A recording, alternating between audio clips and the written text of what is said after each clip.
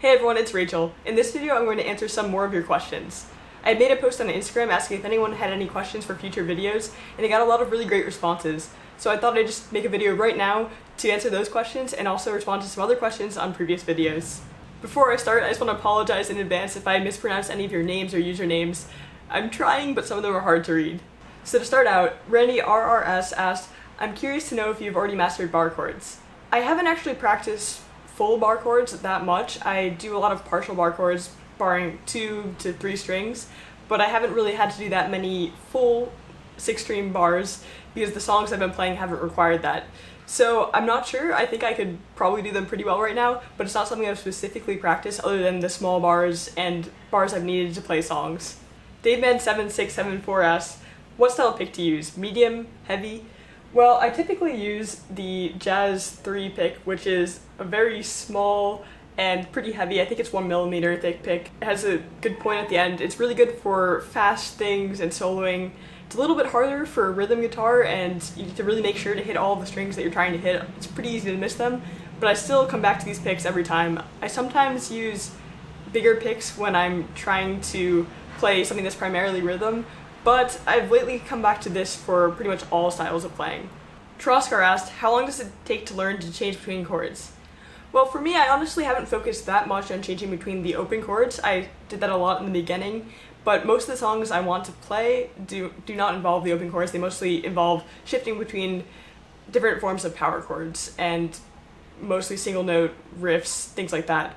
So I actually haven't really focused that much on it. I can do it, but it's something I would like to spend more time on in the future. If you really want to focus on practicing changes between your open chords, Justin Guitar has some really great lessons on practicing just that, and if you follow his lessons and his practice ideas there, you'll get the chord changes down in no time. You'll see progress really quickly.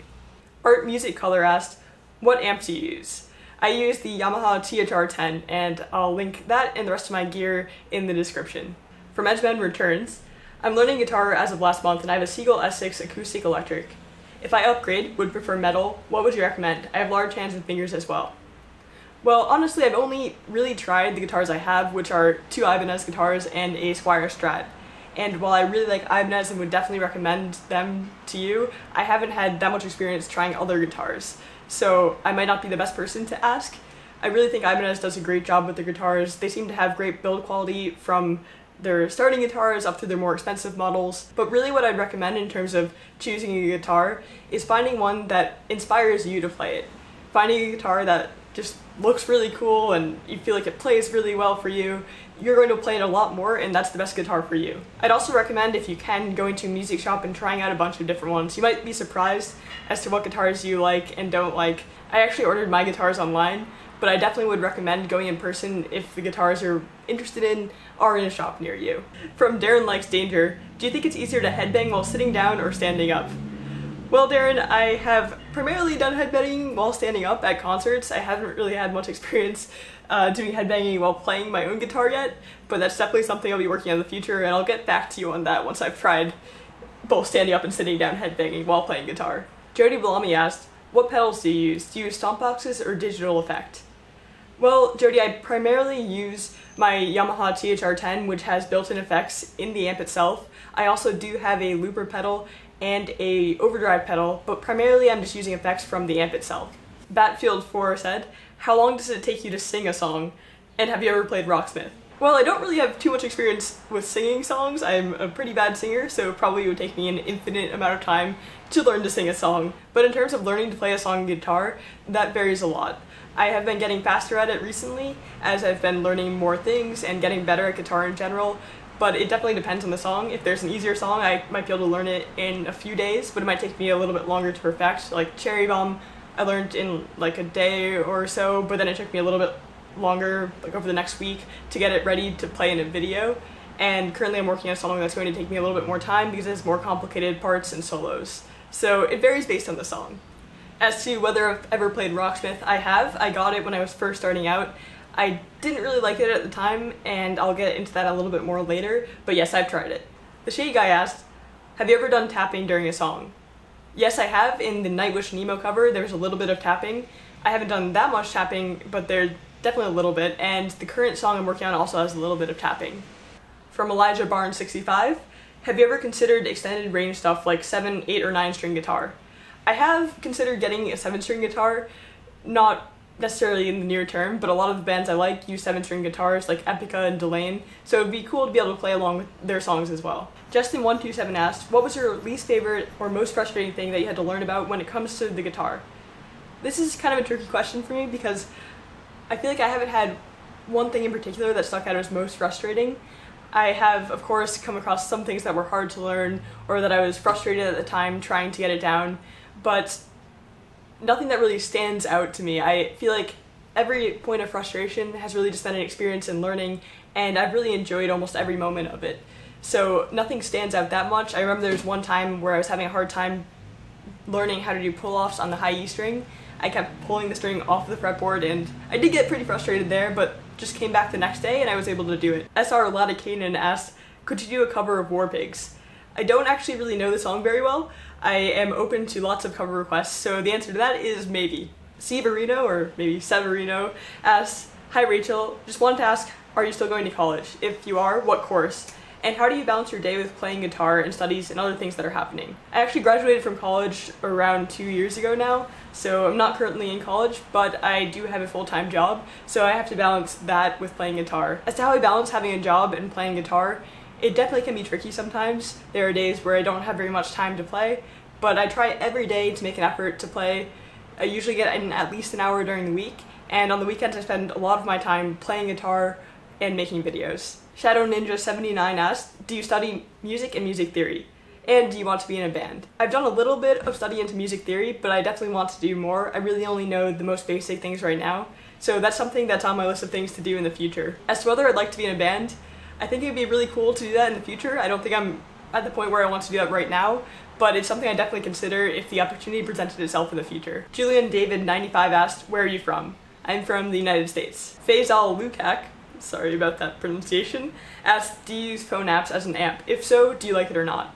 I haven't really used phone apps as an amp before. I've heard of people doing that and enjoying it. It seems cool to be able to have an amp with you wherever you are, so that might be something I could do in the future, but right now I just use my Yamaha THR-10. Septia and Danny asked, what Ibanez do you use? I have 2 Ibanez guitars. I have an RG652 AHM FX, which is the green one that's right here next to me right now. And I also have a S5470, which is the blue guitar. John Donovan 324 asked, can you do a video about your guitar amp setup for your videos? Yes, that's something I'm definitely planning on doing. Crosby TV asked, how do you record your guitar? I record directly from my amp, the Yamaha THR-10, to the computer through its USB interface, and I use Audacity to record the audio from that. SnickFits3L asked, hi Rachel, what do you think of Rocksmith? As I mentioned before, I used Rocksmith a little bit when I was first starting out. I'm honestly not a huge fan. I think when I was starting out, it was more frustrating than fun because I didn't actually know where the notes were on the guitar, where the frets were, where to move my fingers, so trying to map looking at the screen and also at the guitar at the same time was hard. Now I think it'd be a lot easier, and maybe I'll look at it again in the future, but I think I prefer learning songs through listening to them and watching videos rather than playing Rocksmith. But if you have fun with Rocksmith, it can be a great tool, and a lot of people really like it, and really whatever motivates you to keep playing guitar is what you should be using. And so Rocksmith can be a great tool if that's what inspires you and motivates you to keep playing. Noah Snyder 13 asked, what gauge strings do you use for the E string? For my strings, I use 2 different types depending on which guitar. For my RG fixed bridge guitar right here, I use these 9 through 46 strings. I like these because they have a little bit heavier strings on the low side of the guitar, so it's really nice for heavier riffing and power chords, and then the higher strings are light and easy to bend, which I really like. For my floating bridge guitar, I use these 9s. So now onto a few questions from YouTube. Jedi Mind Tricks asked, hey, is that Ibanez Prestige easier to play in your opinion than your first guitar? For me, I think it definitely is. It also motivated me to play a lot more. I think I had a huge jump in skill after I got this guitar, because I was way more motivated to play, and it really made me want to play every day as much as I could. Johnny4144 asked, have you ever thought of creating your own songs and music? I have. I definitely would like to do that in the future. I think it'd be really cool to be able to work on my own songs and play them and share them with you.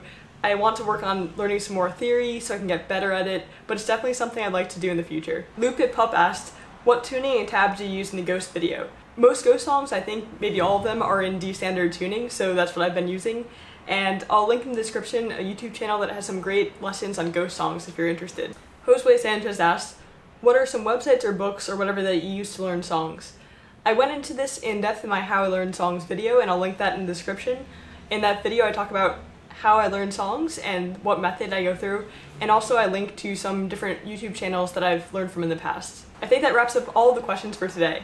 Thank you so much for sending me your questions, and I'd love to hear more from you and answer more of your questions, so feel free to leave a comment if you have any questions, and I'll answer those in a future video.